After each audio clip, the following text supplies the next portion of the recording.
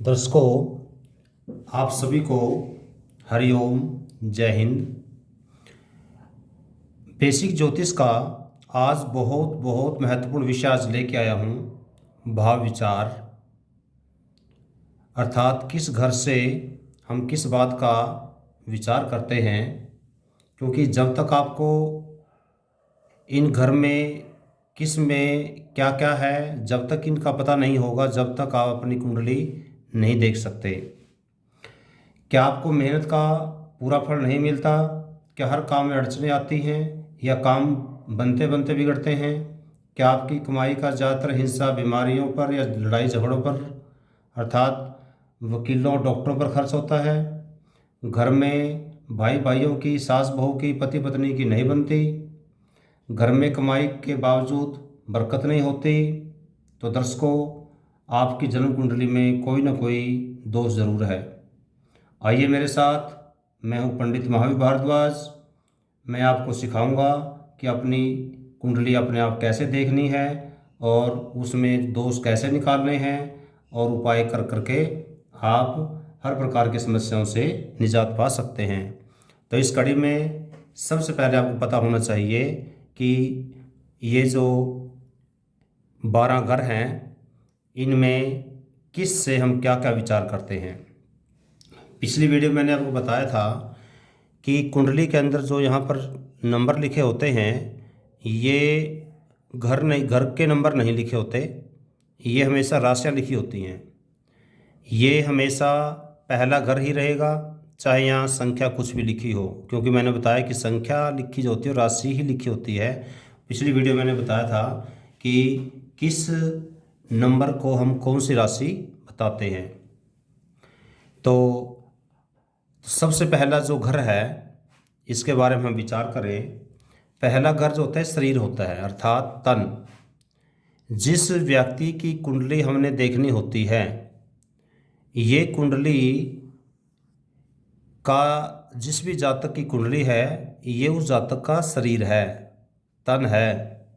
तो हम ये कह सकते हैं कि जो पहला घर है, इससे हम शरीर देखते हैं, स्वास्थ्य देखते हैं, उस जातक का चेहरा, जातक के चेहरे की रंगत अर्थात कितना सुंदर होगा नहीं होगा, उस जातक की मनोस्थिति, उसकी समझ शक्ति कैसी होगी, उसकी योग्यता कैसी होगी, मान सम्मान कैसा मिलेगा, उसको प्रसिद्धि कितनी मिलेगी, धर्म कर्म कैसा करेगा, सुख कितना मिलेगा, दुख कितना मिलेगा, उसकी प्रकृति कैसी होगी, आदत कैसी होगी, आदि का विचार किया जाता है।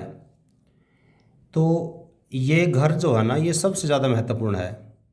यदि हम कहें कि जैसे इस पूरे 12 ग्रहों को हम अंग माने, तो ये मान लो भी ये इसके सारे अंग है ये। क्योंकि जैसे दूसरा घर, मोटा मोटा यदि बताऊँ मैं, दूसरा घर ये धन का है, तो धन किसका? जातक का। तीसरा घर यदि पराक्रम का है, तो पराक्रम किसका?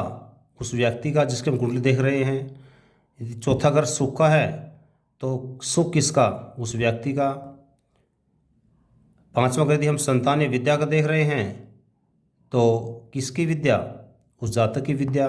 अर्थात कहने का मतलब ये है कि ये जो लगन है, ये पूरे पूरे कुंडली का आधार है, बेस है, ये मुख्य है। अब हम थोड़ा सा इन्हीं घरों को जो मैंने अभी मोटा मोटा सा आपको बताए हैं, और थोड़ा डिटेल में अभी दोबारा बता रहा हूँ।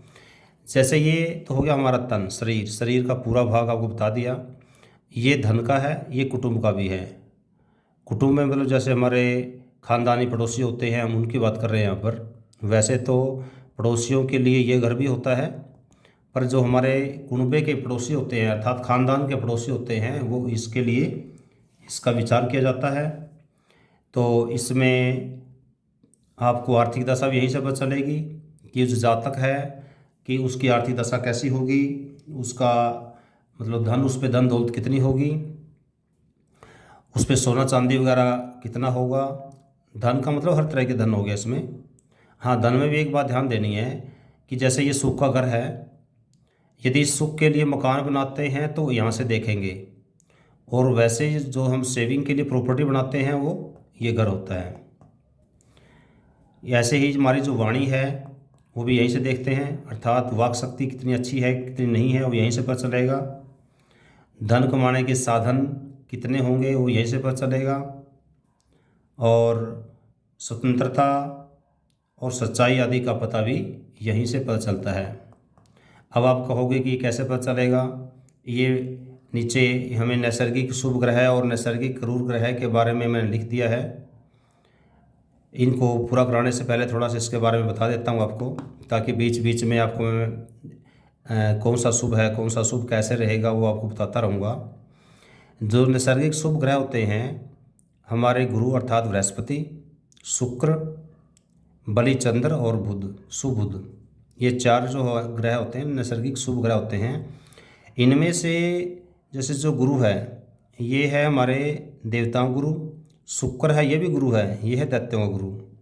अर्थात दोनों गुरु हमेशा शुभ स्थिति में ही होते हैं, ये नैसर्गिक शुभ होते हैं। यदि कुंडली में ये अशुभ भाव में बैठे हो ना तो भी ये इतना बुरा नहीं करते।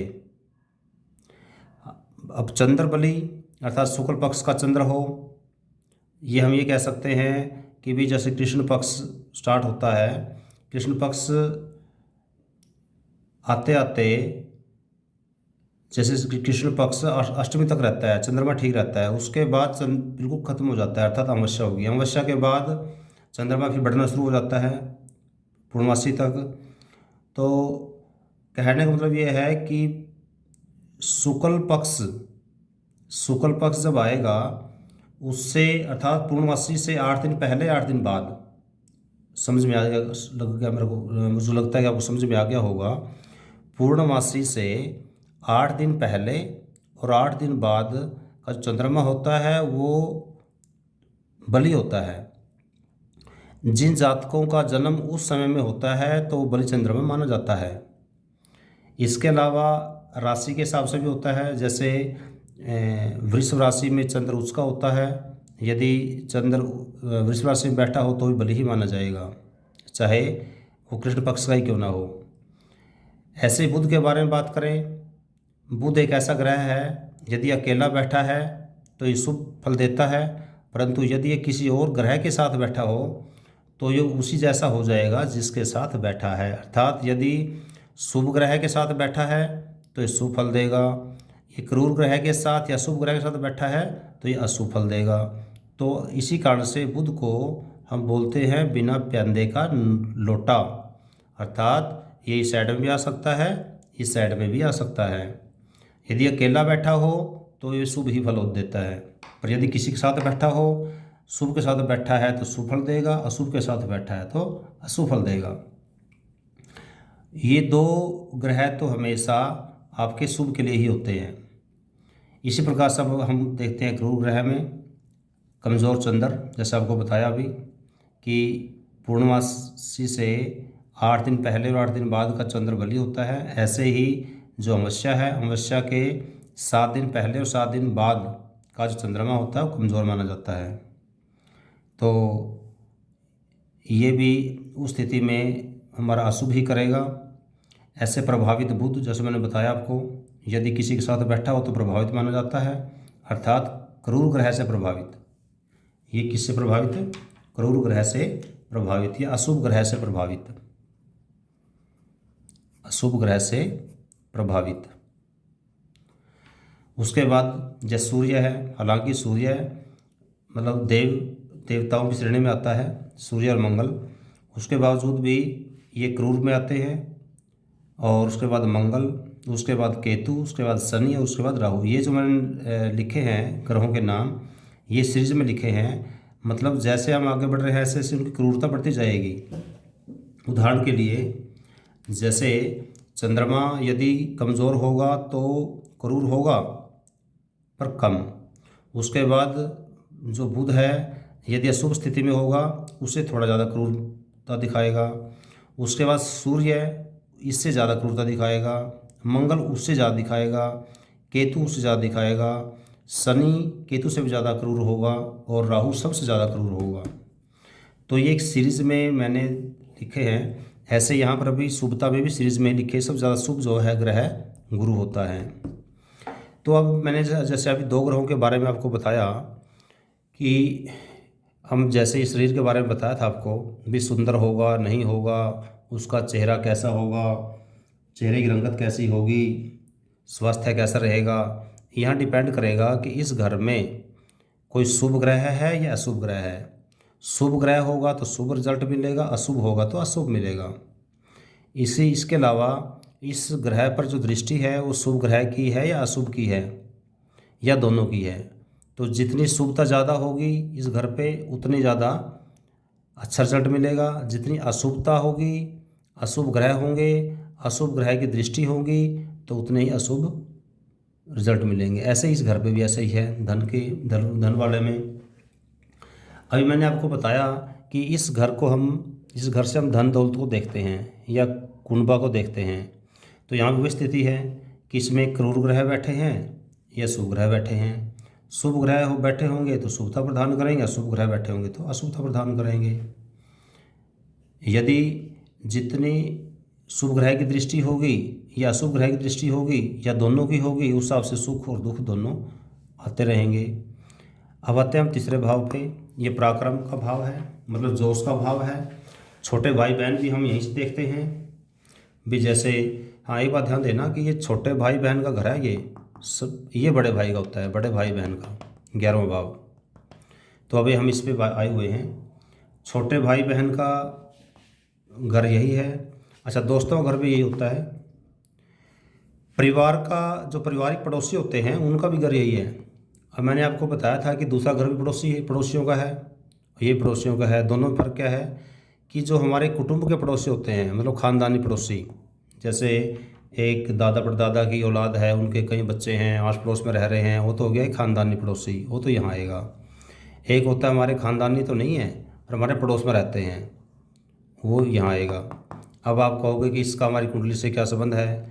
तो इनसे हमें यह पता चलता है कि भी हमारे कुटुंब से हमारी कितनी बढ़ेगी, कुटुंब के लोग हमारे सुख दुख में कितने आएंगे। ऐसे ही जो हमारे पड़ोसी हैं जो कुटुंब के नहीं हैं, वो हमारे सुख दुख में कितना शरीक होंगे, वो तीसरे भाव से पता चलता है। जो हमारे दोस्त हैं वो हमारे सुख दुख में कितना साथ देंगे, वो भी यहीं से पता चलता है। तो यदि यहाँ क्रूर ग्रह है या शुभ ग्रह है, उस पर डिपेंड करता है। यदि जैसे पराक्रम है, यदि यहाँ कोई क्रूर ग्रह होगा तो पराक्रम ज़्यादा होगा। पर पराक्रम बढ़ेगा, जोश बढ़ेगा, पर छोटे भाई बहनों के साथ रिश्तों में खटास पैदा करेगा, दोस्तों में खटास पैदा करेगा। अर्थात कुछ पार्ट में उसका साथ देगा, दूसरा पार्ट में घटा देगा। ऐसे यदि शुभ ग्रह होगा तो शुभ ग्रह की दृष्टि होगी, पराक्रम भले ही कम हो, फिर छोटे भाई बहनों से अच्छी बनेगी, उसकी मित्रता से अच्छी बनेगी, मित्रों से अच्छा लाभ होगा। ठीक है। तो इस घर से और भी कई बातें हैं, जैसे पढ़ाई लिखाई के बारे में यहीं से पता चलते हैं। हालांकि ये विद्याघर ये भी है, पर पढ़ाई लिखाई का घर यहाँ से भी देखते हैं। जैसे हमारी भाषण प्रतियोगिता होती है, भाषण देने की जो शक्ति है वो भी यहीं से देखते हैं। हालांकि देखो, वाणी का यहाँ से देखते हैं आप भी, उसकी जो बोली है वो कैसी रहेगी, बोली जैसे की आवाज़ कैसी है बंदे की, मिठी है भी। कईयों की आवाज़ ऐसी होती है ऐसा लगता है बोलता रहे, कईयों की ऐसी होती है यार फटाफट बंद हो जा। तो ये वाणी की बात होगी। या हम बात करें भाषण देना की कैपेसिटी। और इसके अलावा यहाँ जो हमारे राग विद्या जो होती है, जैसे संगीत विद्या लगा लो, वो भी यहीं से देखते हैं। संगीत विद्या, राग विद्या, नृत्य विद्या, वो भी यहीं से देखते हैं। अब पत्र व्यवहार भी यहीं से देखते हैं। फैक्स, जैसे आजकल का टेक्नोलॉजी का ज़माना है, और टेक्नोलॉजी का ज़माना फैक्स हो गया, इंटरनेट वगैरह हो गया, टेलेक्स का हो गया, आदि का विचार यहीं से किया जाता है। और इसके अलावा यहाँ से हम छोटी छोटी जो यात्राएं होती हैं वो भी यहीं से करते हैं। चौथा जो घर है वो हम देखते हैं सुख का, माता का। जैसे थोड़ी देर पहले मैंने बताया था कि धन संपत्ति में यदि मकान है तो इसको दिखाएंगे, क्योंकि मकान किसका, सुख के लिए होता है। सवारी वगैरह जो होती है हम खरीद रहे हैं, जैसे मोटरसाइकिल गाड़ी खरीदी, वो भी सवारी जो होगी वो भी चौथे घर से ही देखेंगे। बाद में इसका वैसे जो कारक ग्रह होता है वो शुक्र होता है, वो बाद में आपको कारक तत्वों में अगली वीडियो में बताऊंगा। आज हम तो केवल भाव की बात कर रहे हैं। तो इसमें जैसे जो रहने का मकान होगा यहीं पर होगा, जायदाद वगैरह यहीं पर होगी। आपको बता दिया कि जैसे सवारी के साधन सारे यहीं देखेंगे। हाँ, दुधारू पशु भी यहीं आते हैं। दुधारू पशु जैसे गाय भैंस, क्योंकि वो भी सुख के लिए होती है ना, जिसका हम दूध पीते हैं सुख के लिए तो हो गया ना वो। तो सुख के लिए जितनी भी चीज़ हैं वो सारी यहीं से देखेंगे। ज़मीन में गड़ा हुआ धन भी यहीं से देखेंगे।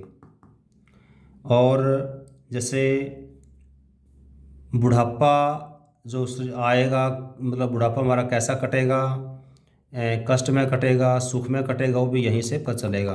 क्योंकि आपको बताया कि ये जो घर है सबका टोटली हम सुख बोलते हैं इसे। सुख मतलब सब चीज़ का सुख, चाहे वो बुढ़ापे का सुख हो कैसा हो, वो सब यहीं से पता चलेगा। और चिकित्सक का विचार भी यहीं से करते हैं। अगला, अब ये सुख कितना होगा, कम होगा, ज़्यादा होगा, वो किस पर डिपेंड करेगा। आपको बताया था अभी थोड़ी देर पहले, वो नैसर्गिक शुभ ग्रहों पर या क्रूर ग्रहों पर। आप अपनी कुंडली साथ साथ देख सकते हैं यदि आपके पास कुंडली बनी हुई है तो, क्योंकि जो किन ग्रहों से क्या क्या मिलता है मैं आपको बता रहा हूँ। और साथ में शुभ और अशुभ ग्रह की डिटेल मैंने बना दी है। आप यहाँ से थोड़ा अंदाज़ा लगा सकते हो कि भाई हमारे जीवन में सुख आएगा या नहीं आएगा। इसके अलावा यदि आपको लगता है कि भाई सुख का अभाव है तो कुछ उपाय कर लेनी चाहिए। वो उपाय की वीडियो है मैं अगले में बनाऊंगा। आज अपनी कुंडली का केवल विश्लेषण कर लें और पता लगा लें कि कौन सा दोष आपकी कुंडली में हो सकता है, कौन सा ग्रह प्रभावित हो सकता है।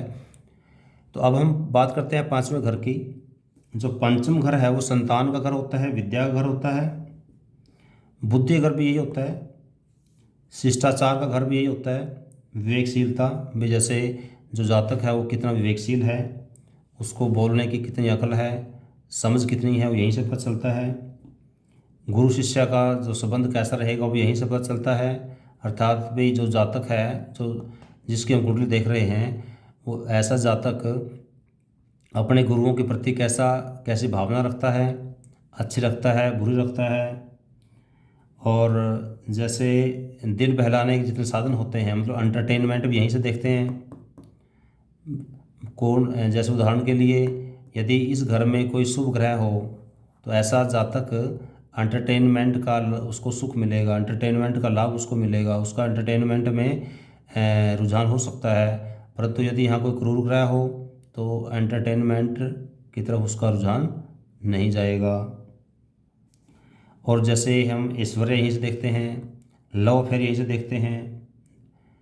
जैसे यदि यहाँ पर कोई शुभ ग्रह हो, जैसे शुक्र वगैरह हो, सब ज़्यादा क्योंकि लव अफेयर का कारक शुक्र को माना जाता है। यदि इस कुंडली के इस भाग में शुक्र हो तो उस जातक का लव अफेयर पक्का मिलेगा।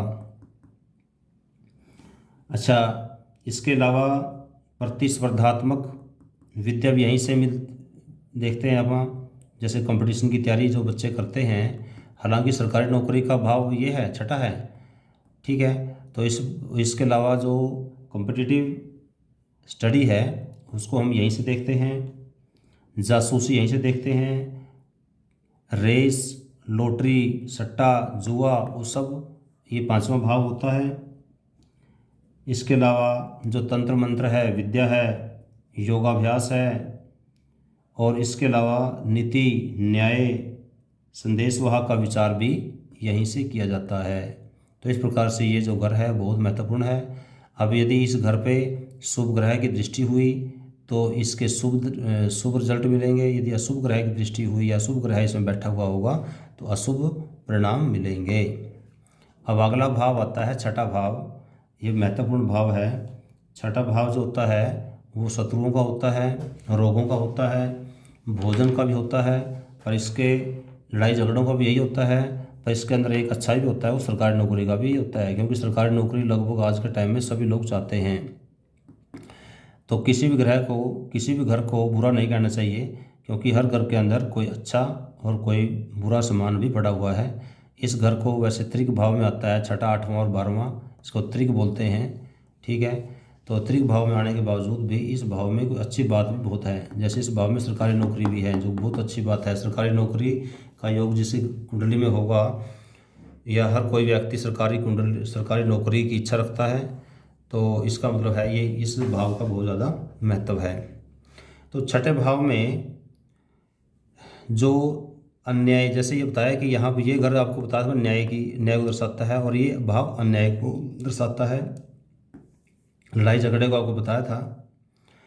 और जो नौकर सेवक वगैरह का भाव भी यही आता है, भाई जातक के जीवन में कितने नौकर चाकर काम करेंगे, उसके आगे नहीं करेंगे। ठीक है, और जैसे जहरीले या जो खतरनाक जानवर है उनका जो भय रहता है वो भी यहीं से देखते हैं, क्योंकि आपको ये अशुभ भाव में आपको बताया था होता है शत्रुओं का। यदि मान लो कोई पशु है, और वो पशु यदि कोई मारता है, ठीक है, तो एक तरह से वो भी शत्रु का ही तो काम करता है, तो शत्रु का ही तो घर है ये। कई बार देखा होगा आपने, कई पशु होते हैं हमला कर देते हैं, वो भी यहीं से देखते हैं। यदि इसमें अब डिपेंड करेगा शुभ ग्रह है या अशुभ ग्रह है। आपको बताया था आपको मैंने कि हर एक घर में जो जो सामान है वो हमारे शुभता में है अशुभता में है, वो डिपेंड करता है वो हमारे उसमें बैठे हुए ग्रह है या दृष्टि वाले ग्रह है वो शुभ हैं या अशुभ हैं। अच्छा, यदि कोई जैसे आपने देखा होगा कुछ लोगों को पानी से भय लगता है, कुछ लोगों को आग से भय लगता है, कुछ लोगों को भीड़ से भय लगता है, वो भी सारा का सारा यहीं से हम देखते हैं। अगला घर होता है महत्वपूर्ण घर, सातवां घर, क्योंकि हमारे जीवन साथी घर होता है। ये हम खुद हैं, ये हमारे जीवन साथी है। इसके अलावा जीवन साथी के अलावा इसमें पार्टनरशिप को भी रिप्रेजेंट करता है। जैसे हमारी कोई बिजनेस में किसी के साथ पार्टनरशिप है, ठीक है, दैनिक जो रोजगार है वो भी यहीं से देखते हैं। अब किसी के साथ हमारी साझेदारी निभेगी नहीं निभेगी, वो यहाँ पर बैठे हुए ग्रह शुभ अशुभता पर डिपेंड करेगा।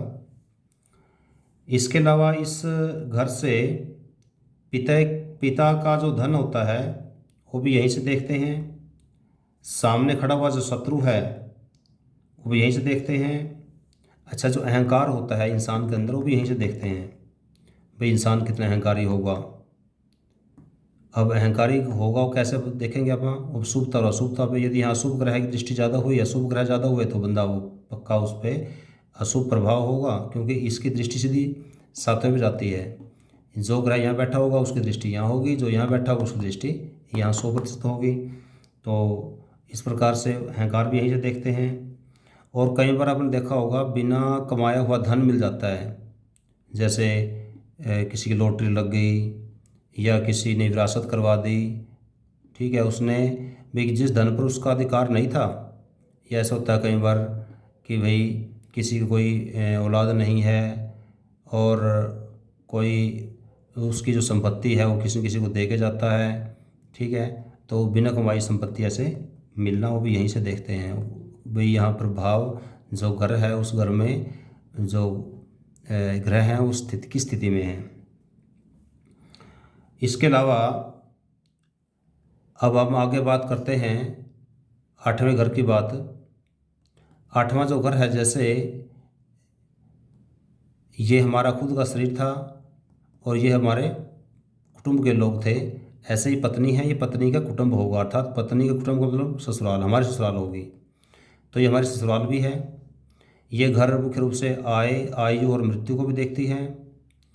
जो दुर्घटना होती हैं जीवन में वो भी यहीं से देखते हैं, और लंबी बीमारी भी यहीं से देखते हैं। अच्छा, एक बात और बताया था मैंने आपको, छठे घर पे रोग का घर बताया था आपको, कि जो बीमारियां होती हैं ना, जैसे आज कोई बीमारी आ गई, दवाई ले ली, ठीक हो गया, कुछ टाइम बाद फिर बीमार हो गया, ठीक हो गया, तो इस प्रकार जो छोटी मोटी बीमारियां चलती हैं हमारे साथ, वो ये बड़ा घर है, छठा घर है।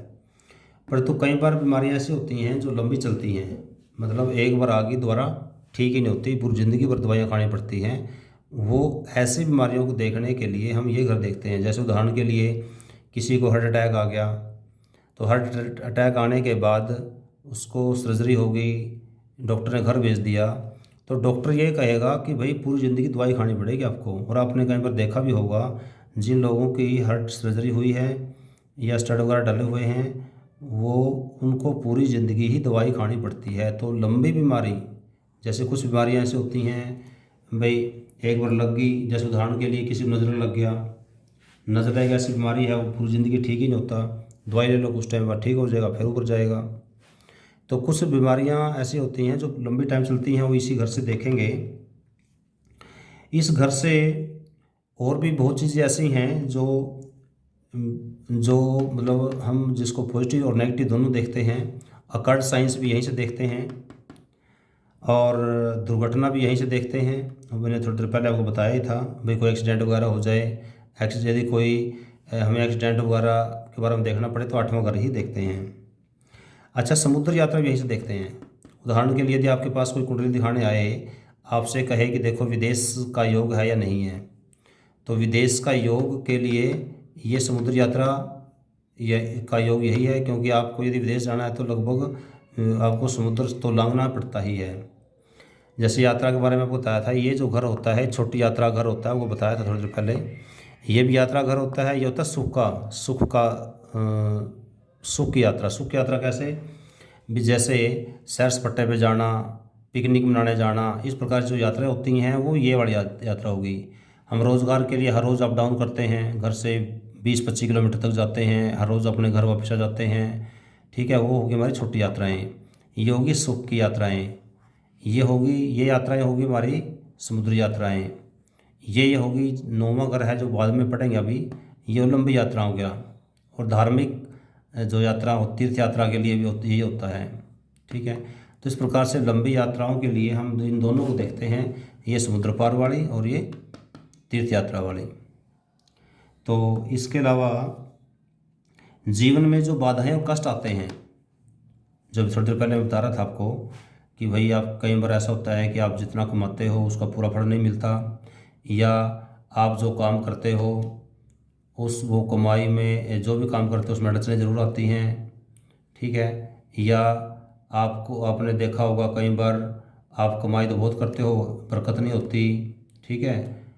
तो इस प्रकार से जितने भी अशुभ प्रभाव हैं या मानसिक परेशानियां हैं, तो वो आठवें घर से देखते हैं। परंतु कुछ लोग इसको ये देखते हैं कि भी इतना परेशानियों का घर है तो ये आठवां जो घर है सबसे खराब है। खराब नहीं है, इसमें कुछ पॉजिटिव भी हैं। जैसे यदि से मृत्यु है तो इसमें आयु भी तो है, ठीक है। तो इस प्रकार से इस घर को मतलब हर घर में कोई पॉजिटिव और नेगेटिव हर चीज़ होती है। तो इसको पूरी चीज़ इसमें नेगेटिव नहीं है, कुछ काफ़ी चीज़ पॉजिटिव भी हैं, क्योंकि अकट साइंस भी हम यहीं से देखते हैं, ठीक है। और अब अगला घर आता है नौवां घर। नौवां घर जो भाग्य का होता है, ये धर्म के कार्य जो हम करते हैं वो यहीं से पता चलता है, वो करेंगे नहीं करेंगे। तीर्थ यात्राओं का यहीं से पता चलेगा। गुरु का, पिता का घर भी यही होता है। अच्छा, वैसे पिता का घर ये भी होता है, कई कई 10वां घर भी, क्योंकि जैसे भावत भाव में क्या होता है, जैसे हम ये हैं, ये हमारी जीवन साथी है 7वां, ये माँ है तो माँ का जीवन साथी यहाँ का 7वां ये बनेगा। तो कई चीज़ों में हम इसको ये भी पिता का देखते हैं, तो यहाँ कई चीज़ों में हम पिता का यहाँ से भी देखते हैं। अर्थात जो धर्म कर्म के काम है पिता से संबंधित वो यहाँ से देखेंगे, और कर्म से संबंधित जो है वो यहाँ से देखेंगे। पिता का कर्म कैसा होगा, पिता का रोज़गार कैसा होगा, पिता का रोज़गार का हमारे रोज़गार पर क्या असर होगा, वो यहाँ से देखेंगे। इस प्रकार से कुछ पार्ट हम यहाँ से देखेंगे, कुछ पार्ट यहाँ से देखेंगे। तो ये था हमारा नौवां घर। नौवां घर में जैसे साइंस की पढ़ाई भी हम यहीं से देखते हैं, और कोई व्यक्ति कितना विनम्र है वो भी यहीं से देखते हैं। धार्मिक विचारों वाला है या नहीं है वो भी यहीं से देखते हैं। अब ये कैसे पता चलेगा धार्मिक विचार वाला है या नहीं है? यदि सिर्फ शुभ ग्रह होंगे तो धार्मिक विचारों वाला होगा, अशुभ ग्रह होंगे धार्मिक विचारों वाला नहीं होगा। या शुभ ग्रहों की दृष्टि है तो धार्मिक विचारों वाला होगा, या अशुभ ग्रहों की दृष्टि है तो अधार्मिक विचारों वाला होगा। और दोनों की दृष्टि भी हो सकते हैं कई बार कि भाई शुभ ग्रह की भी और अशुभ की भी है, तो ऐसे ज़्यादातर मिक्स होता है। कई बार धार्मिक बन जाता है और कई बार क्रूर बन जाता है। समय समय पर बदलता रहता है। तो इस प्रकार से ये जो घर है हमारा पूरा धर्म कर्म का है, ईश्वरीय सहायता का है, ईश्वर में कितना विश्वास करता है, वो सारा यहाँ से हम देखते हैं। अगला जो घर है ये आपको बताया 10वां घर, ये हमारे कर्म का घर है, हमारे रोज़गार का, व्यापार का घर है। ठीक है, तो हम जीवन में क्या काम करेंगे वो यहीं से पता चलेगा। और जो राज दरबार है वो यहीं से देखते हैं, जैसे राज्य से हमारा संबंध कैसा रहेगा। उदाहरण के लिए भी जैसे राजनीति में क्या संबंध रहेगा, हमारे राजनीति जो लोग हैं उनसे संबंध कैसे रहेंगे, वो यहाँ से देखते हैं। अच्छा, एक बात और ध्यान देनी है भी, जो हमारे राजनीतिक रिलेशन है वो हम यहाँ से देखते हैं। राजनीतिक रिलेशन की वजह से हमें जो प्रसिद्धि मिलती है वो यहाँ से देखते हैं, इस जगह से। और आपने देखा होगा जैसे जो पॉलिटिशियन लोग हैं भीड़ जुटाते हैं, अर्थात जनता को हम यहाँ से देखते हैं। भीड़ जुटाना का भाव चौथा होता है। और जो वैसे राज तिलक का, राज्य का जो भाग है वो यहाँ से देखते हैं। राज्य से हमें कितना लाभ मिलेगा, नहीं मिलेगा, वो सब यहीं से देखते हैं। राज्य से हमें कितना मान सम्मान मिलेगा, यहीं से देखते हैं। तो इस प्रकार जो सामाजिक कार्य वो यहीं से देखते हैं। इनाम, उपाधियाँ, भाई सरकार हमें जीवन में कितने इनाम देगी, कितनी उपाधियाँ देगी। जैसे भारत रत्न मिलता है, किसी को पद्म विभूषण मिलता है, किसी को कुछ पुरस्कार मिलता है, किसी को कोई पुरस्कार मिलता है। अर्थात यदि इस भाव में जितने भी शुभ ग्रह होंगे तो उनकी संख्या बढ़ जाएगी, नहीं होंगे तो घट जाएगी, और दोनों होंगे तो मिक्स होगा। तो इस प्रकार से ये जो क्रम भाव है इसमें भलाई के काम भी देखते हैं। और इसके अलावा जो डॉक्टर, वैद्य, वो परिश्रम से लाभ का विचार यहीं से मिलता है। थोड़ी देर पहले आपको बताया था कि बिना कमाई का जो धन है वो हमने देखा था यहाँ पर, और जो कमाई का धन है वो हम देख रहे हैं यहाँ पर। हम कमा करके कितना अपने जीवन में कितना कमाएंगे, कितना सेविंग करेंगे, तो ये सारा इस पे देखा जाता है। अगला जो घर होता है वो होता है आय का भाव, लाभ का भाव। जैसे दोबारा से मैं बता रहा हूँ, ये होता है हमारा भाग्य। ठीक है, अर्थात प्रारब्ध, पूर्व जन्मों के जो संचय हैं, उस संचय का कुछ भाग हमें इस जन्म के लिए मिलता है, वो भाग्य हो गया। भाग्य हमें को सपोर्ट करता है या नहीं करता है, वो डिपेंड करता है बाद जो हम कर्म करते हैं। यदि भाग्य हमारे पक्ष में होगा, जो हम कर्म करेंगे उस पर सपोर्ट करेगा। अर्थात जो चलेंगे हम 2 कदम, और 2 कदम से बैक से हमारा भाग्य हमें आगे बढ़ाएगा। अर्थात उसमें या तो यदि भाग्य हमारे पक्ष में होगा तो क्या होगा कि जिस काम में हम हाथ बढ़ाएंगे उस काम में वो बढ़ते जाएंगे, अर्थात स्पीड बढ़ जाएगी। यदि भाग्य कमज़ोर होगा, भाग्य विपक्ष में होगा, तो जो हम काम करेंगे उस काम में अड़चनें आने शुरू हो जाएंगी। तो ये भाग्य काम होता है। तो ये भाग्य है, ये हमारे काम है जो हम कर रहे हैं। ये काम करने वाले क्या मिलेगा, इनकम मिलती है। इनकम का भाव ये हो गया आय का, लाभ का। और आपको थोड़ी देर पहले भी यही बताया था मैंने कि जैसे छोटे भाई बहन का घर ये है, तो बड़े भाई बहन का ये घर भी है। क्योंकि इसमें जगह कम है, सारी चीज़ें नहीं लिखी गई, मैं इसलिए सारी बातें बोल रहा हूँ। आप धीरे धीरे करके इनको नोट कर सकते हो, ठीक है, और इनको याद कर सकते हो। तो 11वां जो घर है, तो इसमें उच्च पद का भी यहीं से हम देखते हैं। ये भाई जैसे हम यहाँ काम करेंगे, ये तो हमारा कर्म हो गया। कर्म करने के बाद जो हमें पद प्राप्त होगा वो पद का यहीं से पता चलेगा। अब यहाँ से यदि शुभ ग्रह की दृष्टि हुई या शुभ ग्रह हुआ तो हमें अच्छा पद मिल जाएगा। यदि अशुभ ग्रहों का दृष्टि हुई तो फिर हमें अच्छा पद नहीं मिलेगा। तो इस प्रकार से सोना, चांदी, हाथी, घोड़े, हमारा पहनावा, इच्छाओं की पूर्ति, क्रय और विक्रय का भाव यही है, विद्या का भाव यही है, और जो राजकीय पुरस्कार मिलने की संभावना भी यही होती है। हालांकि जो पुरस्कार हमें मिलते हैं अब यहाँ से भी हम देखते हैं, और मिलने की जो संभावना है, क्योंकि कर्म करने के बाद पुरस्कार मिलेंगे, तो यहाँ पुरस्कार मिलने की संभावना हम यहाँ देखते हैं। अब आता है 12वां भाव। 12वां भाव जैसे लिखा हुआ है कि ये व्यय का खर्चा है, अव्यय खर्चा है, हानि का खर्चा है, अर्थात फिजूल खर्चे का घर है। इसके बावजूद भी इस घर के अंदर कुछ अच्छे भी हैं, कुछ बुरे भी हैं। तो जैसे आपको बताया कि अपव्यय तो है ही है, इसी प्रकार जो सरकारी दंड है वो भी यहीं से देखते हैं आप, जुर्माना, मुकदमा, शत्रु, या शत्रु कर ये भी है। और शत्रु का हैवी होगा या नहीं होगा वो यहीं से पता चलेगा। यदि यहाँ पर क्रूर ग्रह है तो क्रूर ग्रह की यहाँ की दृष्टि यहाँ होती है, यदि यहाँ क्रूर ग्रह है तो इसकी दृष्टि यहाँ भी होती है। तो इन भावों में क्रूर ग्रह का होना अच्छा माना गया है। तो यदि क्रूर ग्रह यहाँ होता है तो फिर वो शत्रुओं पर हमेशा हैवी रहता है। तो अब हम बात करते हैं 12वें की। तो इसमें असभ्य बातें भी हम यहीं से देखते हैं। जैसे को आपने देखा होगा अभी कुछ लोग बड़े बदतमीज़ टाइप के होते हैं छोटी छोटी बातों पर गालियाँ देते हैं, उनकी ज़बान पर गालियाँ बंदी होती है। तो ऐसे जो लोग हैं वो उनकी यही से पता चल जाता है कि बंदा कैसी प्रवृत्ति का है। और जो दुर्भावना भी, जैसे किस व्यक्ति की भावना कैसी अच्छी है बुरी है, वो भी यहीं से पता चलता है। 12वें भाव से कारावास के बारे में भी देखते हैं। जैसे जेल होगी, जेल का घर भी यही है। और देश निकाला भी यहीं से, जैसे पहले ज़माने में देश निकाला देते थे, देश निकाला का भी यही है। ठीक है। और पहले ज़माने में इस देश निकाला तो था, आजकल विदेश गमन हो गया, तो विदेश गमन का भी 12वां भाव ही है। इस प्रकार से जो चोरी का सामान मिलेगा नहीं मिलेगा वो यहीं से देखते हैं। वाहन चोर, डाकुओं से भय, विदेशी यात्रा, वो सब यहीं से देखते हैं। सोने के लिए कमरा अर्थात शैया सुख भी हम यहीं से ही देखते हैं।